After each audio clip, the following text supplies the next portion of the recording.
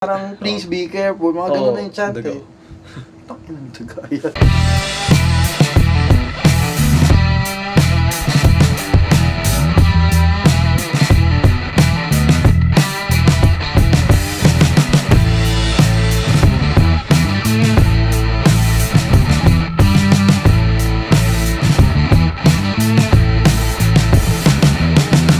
Welcome to Balibagan. I'm Matt and this is JR. This is our review of MWF 7 Kasaysayan. Before we start, don't forget to like, share, and subscribe and hit that bell icon so you'll be notified of our future videos. Based on the shows we've been to, this is the first free show of MWF held in Mandala Park in Mandaluyong City. Apparently, this is, I guess, where MWF was first conceptualized. Ang ganda actually ng venue pagdating namin. Kasi WrestleMania lang yung may open air usually, di ba? Tapos may ganung feel siya. Maayos yung lighting, gumagana na yung live feed sa Tron. So, good job.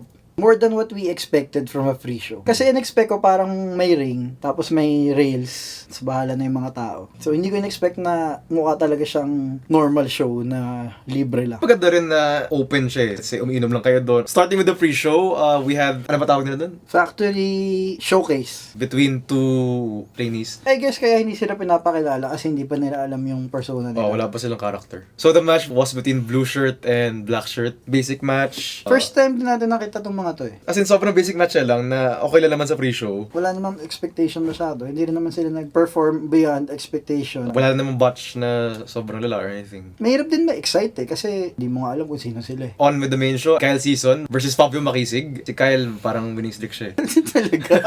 Wala pang talo si Kyle na Pero matagal wala eh. kasi siyang clean win eh. Kaya parang hindi mo pinapansin masyado. Merong Basta may dirty pandaraya win na some lahat. way. This has some significance because si Fabio pala yung nag-debut sa kanya. Yung alam ko ano eh, parang galing siya sa crowd, talagang open challenge. Tapos, well, obviously wrestle na siya. Pero ano, match of the night na ba to?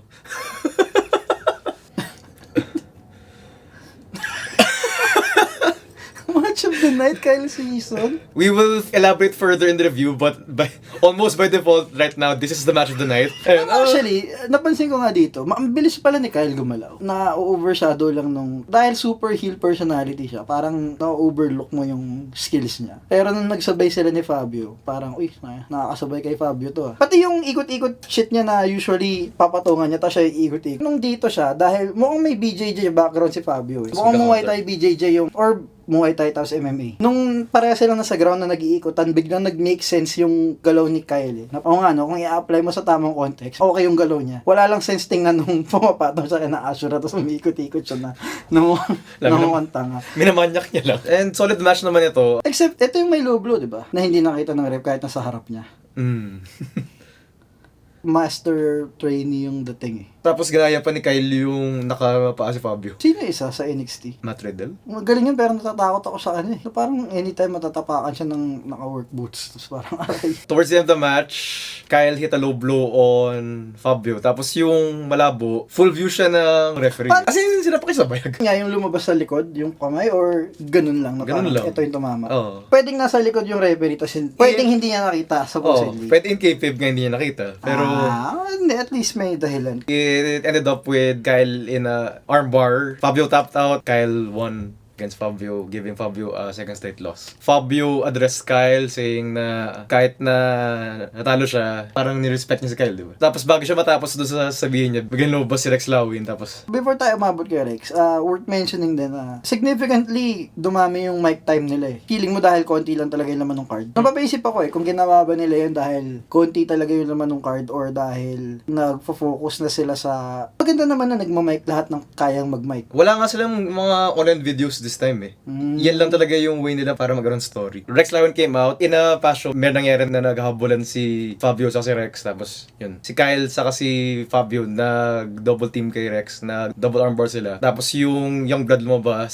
Si Fabio saka si Kyle lumabas. Tapos yung Youngblood sila pumasok. And they started beating up on Rex. Speaking of mic time, parang lahat talaga sila gumaling sa mic. Kasi pati si Frankie, humaba yung mic time niya significantly dito. Actually, parang nag-feud sila kung sino yung number one contender, basically. Tapos parang tutulungan niya na rin yung si Robin Zane na trainer niya dati. Sinabi niya yun eh. I-injure na nila si Rex para matulungan si Robin Zane. Parang medyo heel si Robin. Ewan. Wala nga heel sa ka-face, di ba? Ito pala, in case matagal na to eh, pero we were informed na wala palang heel sa face sa MWF, which is Parang di ko alam how I should feel about that.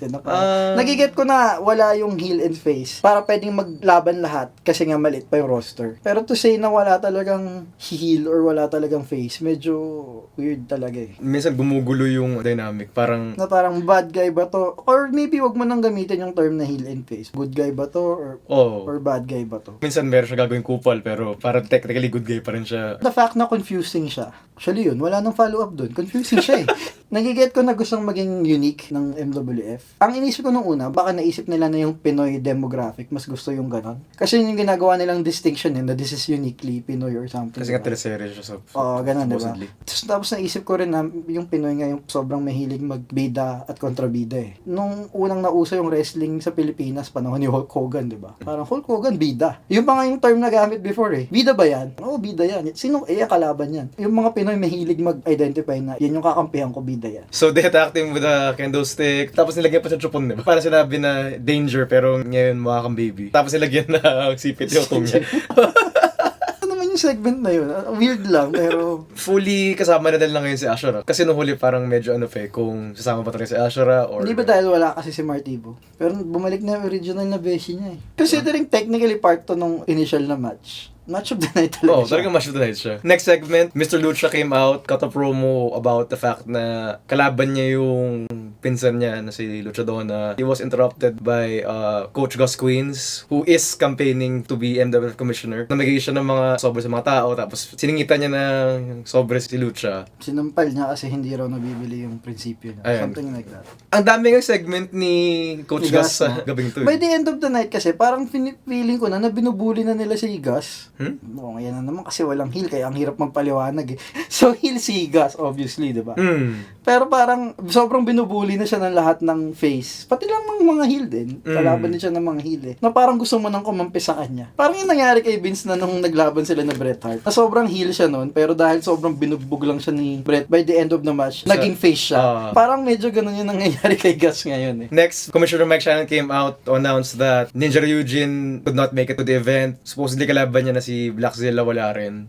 Actually, mahaba yung kwento nito eh. Bigla nag-announce yung MWF na may show sila nung April 1. Ang reaction agad namin, ba't naman kayo mag-a-announce ng April 1? Pati kami nalilito ang April Fool's joke. Kung April Fool's ba na libre? Or pwedeng bukas na lang in-announce eh, or something. Diba? Biglaan yung announcement, si Ryujin, may mystery na kalaban. Kaya try namin i-figure out kung sino. TJ Perkins nagkataon na umuwi na Pilipinas. So, parang silhouette kamukha niya actually, no? Parang sobrang coincidental na uuwi siya this week, according sa post niya last week. Tapos, may bigla ang show yung MWF na parang the way na in-announce siya, pero pinilit na magkaroon ng show. So parang ang dating, bakit naman nila pipilitin? Baka nagkataong uuwi si TJ Perkins, tapos na-convince nilang mag-compete. Paano wala tayong show? Tara, pilitin natin. Parang ganun yung pwede. Inisip namin na apparently, hindi ba? May theory pa rin na baka siya yun, pero hindi na lang sinabi para hindi malungkot yung mga tao. So, he announced that graduates from the MWF factory would be taking up the spot. It was red shirt versus white shirt, basically. Si white shirt, actually, nakita na namin dati. Siya yung kalaban siya yung si original The Jobber. Siya yung kalaban ni Lucha Donna nung debut match niya. Ano masabi mo sa match na to? For me lang kasi talaga, the fact na walang pangalan yung pinapanood mo. Parang wala ka investment doon sa character nila. Kung sino ba yun? Baka pag may character na yan, totally different sa ginagawa niya ngayon. So parang, walang kinalaman sa performance nila, walang kinalaman sa kahit ano. Ang hirap lang manood ng match ng hindi mo kilala. Parang pag nanood ka ng mga lucha match na lahat sila naka-lucha mask, tas wala kang kilala, parang, okay, sino yung mga yan? Ito yung si Kalin Heba, di ba? Kamukha ni Kalin Heba. Hindi niya actually sobrang kamukha, para sa ata lang sila ng bigote. Lang yaka. Ikaw nagsimula. Ako nagsimula. Tapos nag-chat yung mga tao, Kalin Heba. Quick match na to. I think quicker din nga yung pre-show match eh. Kami mention pala ni Shannon na parang may feeling ko may medical problem si Willie. Or isa sa family niya. Kasi parang kalimutan niya yung mga conspiracy theory namin. So parang sinabi niya kaya hindi makakabunta si Willie dahil kailangan niyang maging with his family. Something like that yung sinabi. So, wala na siyang binigay na details. Hindi na natin business yun. Pero baka meron namatay or something. Basically, may something na parang prayers, blah blah blah. Sabi pa natin na panalo si red shirt over white shirt. Okay na yun. Ayun. And red shirt Panalo si mo. Kalineva. Si red shirt. Kalineva twin. Next match was Bahay na Liwanag, Moises and Jomer Liwanag versus the Youngbloods, Morgan Vaughn and Frankie 13, accompanied by Ashara. Conspicuous in her absence was Jorel. Hinarap nga siya ng crowd. Actually, kung hindi dahil sa ref, ito yung match of the night eh. Solid match siya. Yun nga, sana. Kahit na start, medyo magulo siya. Parang siya turn to tag ng start eh. Tapos hindi nga pinapalabas ng ref yung mga partner. Hindi ko narinig or nakitang nag-bell. Okay. Ang daming taong humihirit ng ring the bell eh. Pero sabi niya nag-ring naman daw. Posibleng either nakalimutan niya or nag-signal siya pero hindi nag-ring yung kung sino man responsible. Sa discussion natin kanina, no? Before kasi nitong gabing to, yung PWR, MWF, yes, siguro lamang yung PWR At least ng yung konti dahil sa talent roster. Pero sa quality ng show, para silang pro level, for lack of a better term. Pero dito sa match na to yung na-feel mo na-feel naming dalawa at least na parang oo nga medyo doon mo nakita na hindi pulido yung matches ng MWF kasi for one thing yung referee napikon. Sobrang na-surprise ako nun eh kasi buong section namin humihirit ng hindi namin kilala yung mga katabi namin by the way.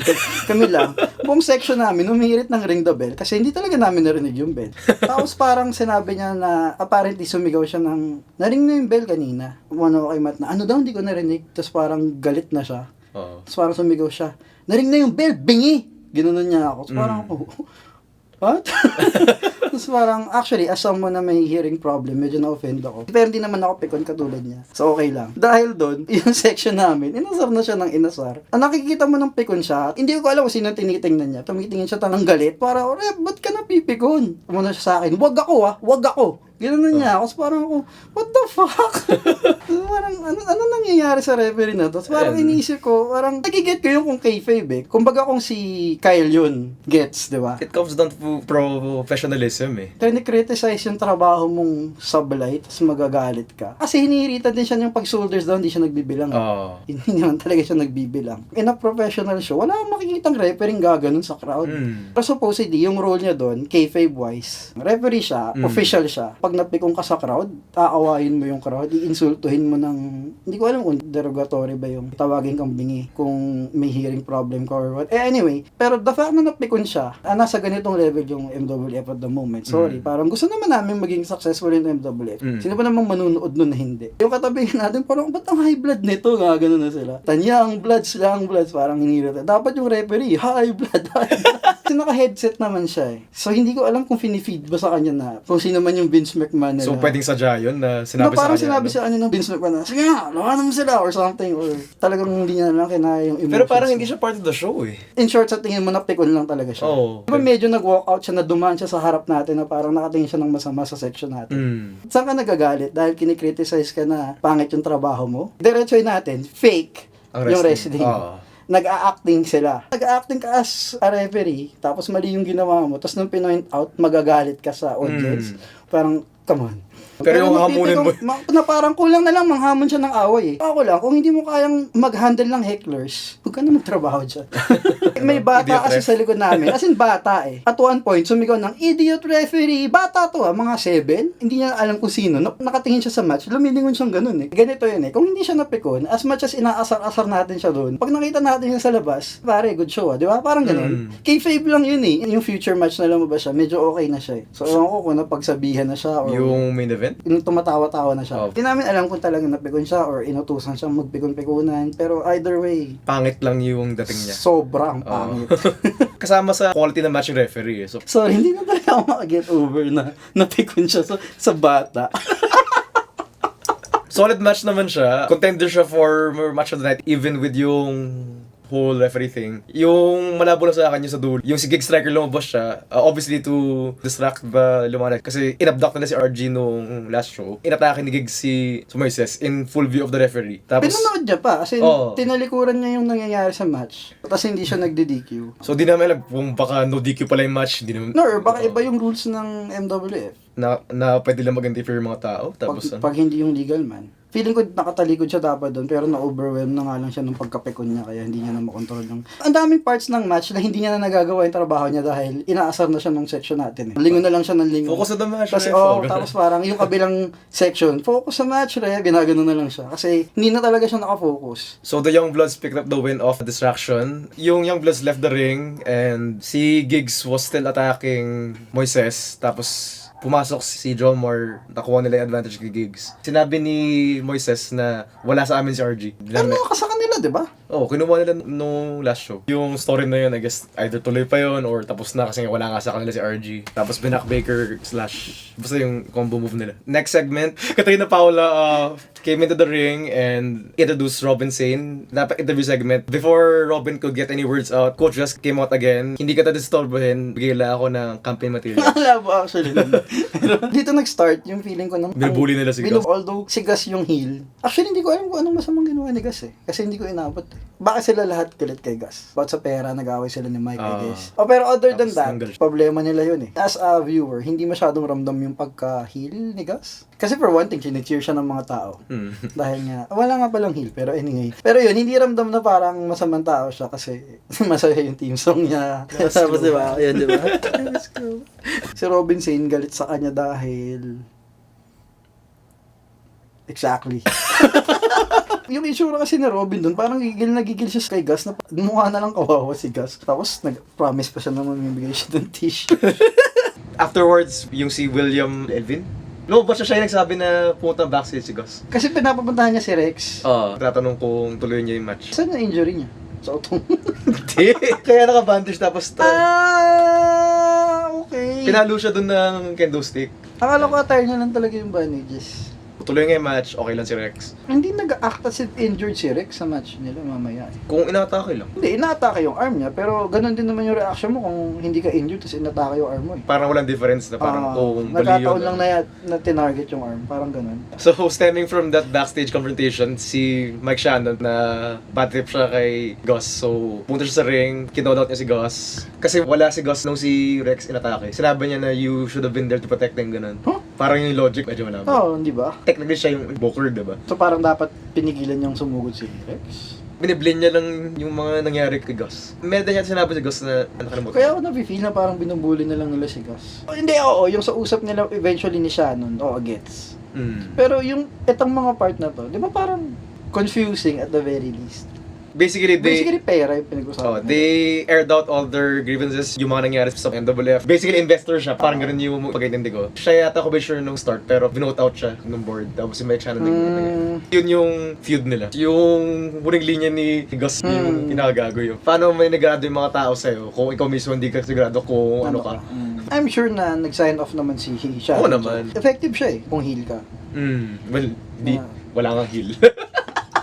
So si Lucha lumabas, tapos parang chinase off niya lang si Gus. Hindi na siya umalis no? Bumalik lang siya doon tapos nag-get na siya ulit. Next match was Mr. Lucha versus Lucha Donna. Storyline-wise, okay siya, pero basically squash match lang siya eh. The whole match, si Lucha Donna umanda kay Lucha. So hindi effective yung mga kicks niya or whatever. So no selling lang si Lucha the whole time, except yung few parts na ano. Nung nag-start sa trip yung trip, saka lahat ng effective moves ni Lucha Donna is yung ginamit niya yung weight ni Lucha.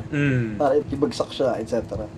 The match could have ended at any time. He could have hit the chokeslam, tapos na kaagad. Actually, masyadong matagal Oo. Alam na natin na yun yung point nung match na yun Na ganun, ayaw niya nga ganun, tapos malakas siya. Na-get na rin naman natin na may move si Lucha Donna na may effective sa kanya, i-use niya yung weight to her advantage. Parang na-get mo agad yun early on Dapat okay na na-get na namin. Move on. Hindi yung nangyari na... tagal pa Tagal Sumisigaw na yung mga tao na boring Yung may nagsabi ng boring, hindi chant Parang napasabi na lang siya talaga out loud, ang boring na nito. Na-bore lang talaga siya, kung sino man siya.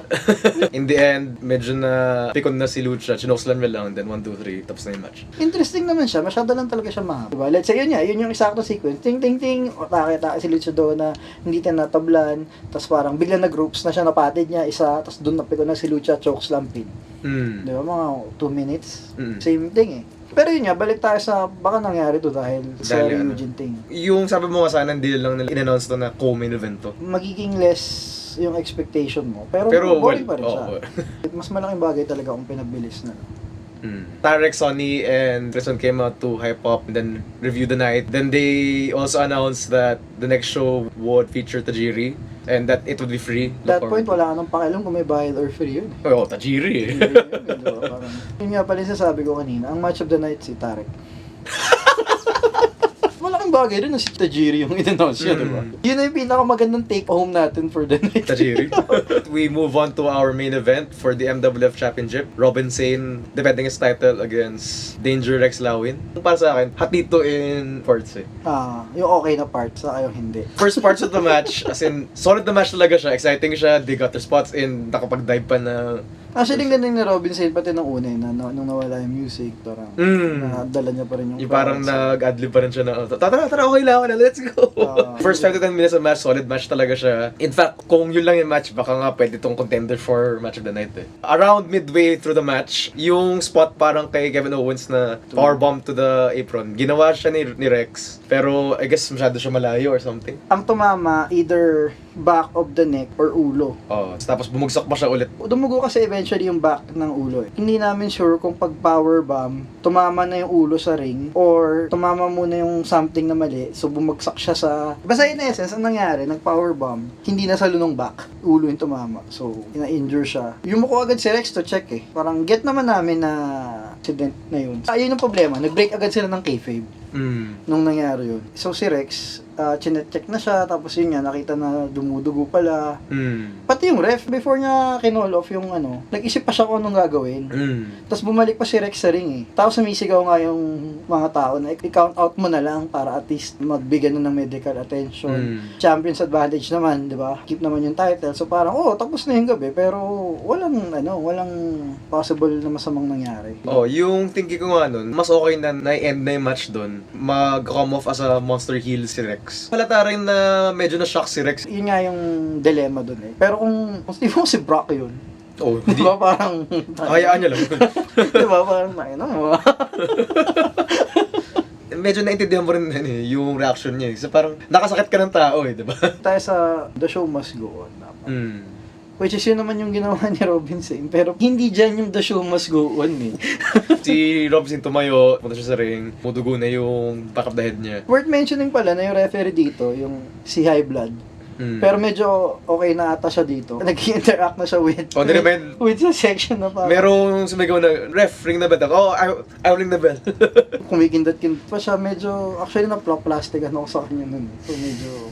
So si Robin Sane bumalik sa ring, sinabi niya sila Mike Shannon na parang, I'm sick of you guys always messing up. Pina-restart niya yung match, tuloy yung match. Weird nung pagka, niya na I'm sick of you messing up eh. Alam mong kayfabe yun, pero bakit mo i-acknowledge siya kayfabe na hindi siya dapat manakit? Kaya na ba supposedly sinabi yun? Kay Rex? Alam mo kay Rex eh. Yun ang pagkaintindi ko ito yung sinasabi namin hati. So after nung point na to, yung crowd medyo dead na eh. Oo, lahat ng tao sinasabi na tama na. Medyo naging awkward siya after this point. Yung crowd tahimik na, kinakabahan na lang kung may mangyari pa. Tumama pa ulit nung sinuplex. Pilit na lang na kung pinapacheer, sige, cheer na lang tayo. Kaya siya awkward kasi gusto mo na lang talagang matapos. Magpa-medic ka na please, parang gano'n.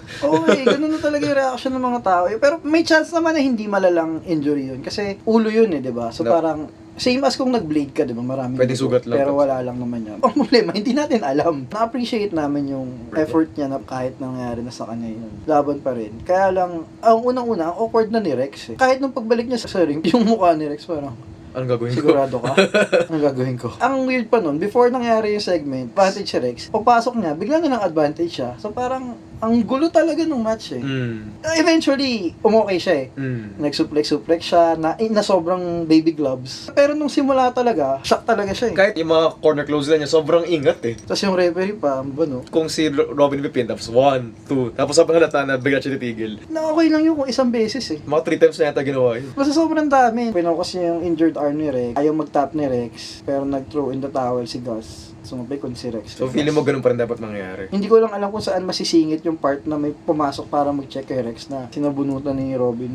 Sinabunutan niya ba or sa shirt? Basta binato niya. Dalawa yung binato niya. Isa kaya lang nga siya medyo heelish, which is yun nga, medyo okay naman. After the match, Robin Sane went out of the ring, then he was celebrating. Basically parang empty victory. Yun yung feeling niya, diba? Robin Sane challenged Rex Lawin to prove that he deserves to be contender. Tapos Manila rules siya. Si Gus being the manager was consoling Rex. Si Rex basically snapped on Gus. He did his super kick finisher na nag-senton pa siya na medyo awkward kasi si Gus hindi marunong mag-sell. Tapos kumuha pa siya ng kendo stick nung nakaigana na si Gus. So we don't know kung anong mangyayari kay Gus. Meron pa siya commissioner elections. Siya nga yung curtain call, no? Tumayo siya tapos kinamayan niya lahat, boto niyo ako.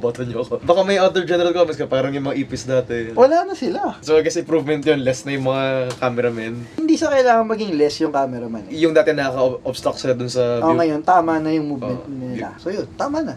Good job. Pero, train muna natin yung ano pa talaga yung nangyari. Initially, may 5 matches. Tapos, nawala yung Ryujin, nagkaroon ng pre-show na hindi natin masyadong kinakount. Okay yung Kyle Fabio, tag team match na okay sana, except na yung referee talaga, wag siya. Basically, wag na siya makipag-away sa crowd kasi kasama yun sa trabaho mo. So every time na merong heckler, awayin niya. Na-imagine mo kung yari yung referee ng NBA. Diba? You're blind ref! Yung ginagawa. Ano? Bulag! Sino bulag? Mr. Lucha na. Tapos yung main event na. No. So nakikita niyo naman siguro kung ano yung gusto namin sabihin, di ba? Kung may bayad to, masama loob ko eh. Dahil ba libre siya, kaya medyo mababa yung quality. Mababa yung quality niya, so nagkataon na libre siya. Ginastosan nila yung production eh. Maganda yung ilaw, maganda yung sound system, mas maganda kaysa sa PWR. Na-connect na nila yung Tron sa camera, nawawala yung earpiece. Technical difficulties lang nila, yung nawawala yung mic, pero nakakatawa kasi sinisisi na si Morgan doon. Production-wise, andun eh. Nasira nung pagkawala ng match ni Ryujin. Saka syempre yung botch ni Rex. Saka yung sangkatutak na botch ng referee. So, hindi sa binubuli namin yung referee, pero lalaki. Di ba based on the card kahit kung konti lang yung matches, yun yung mga matches na... Pero ang laking bagay kasi na iniisip mong si TJ Perkins yung kalaban ni Ryujin eh. Kahit... Pero sige, sabihin na natin Chili Willy yun. Okay na rin. No. The fact na nawala yung match sana na yun na kahit paano, i-assure mo medyo solid match yun eh. Oo, kasi siya yung turo sa kanila eh, kung Chili Willy ah. Tapos napalitan siya ng jobber match. Na hindi naman masama for a jobber match. Pero still jobber match siya. Palala rin talaga yung botch ni Rex eh. Nasira yung main event dahil dun eh. Yung ideal na sequence para sa atin, na after nangyari yun, kinount out na lang or something. Kung yun nga yung nangyari, tapos nag-anga si Rex. Parang matutuwa ako. Dahil hindi niya rin mapapanalunan yung title, pwede na siyang umuwi. Yung Brock na walkout. Kasi kahit hintayin niya yung count out, kay Robinson yung title eh. So pwede niyang binugbog niya, sinaktan niya, tapos umuwi na lang siya na parang, hindi mo ko kaya eh. Parang ganun yung dati. So malaking bagay yung decision nilang ituloy yun. Sobrang awkward na talaga ng Parang hindi ko sure kung gusto mo ba makita to. Going sa grade, obviously hindi namin gustong mag-fail yung MWF. Siyempre gusto namin maging maganda yung shows. Kaya fans din naman kami. Kaya nga kami gumagawa ng review in the first place eh. Kasi gusto namin i-point out kung ano yung sa tingin namin mali, na sa tingin namin yun ang tingin ng most people, para makorek.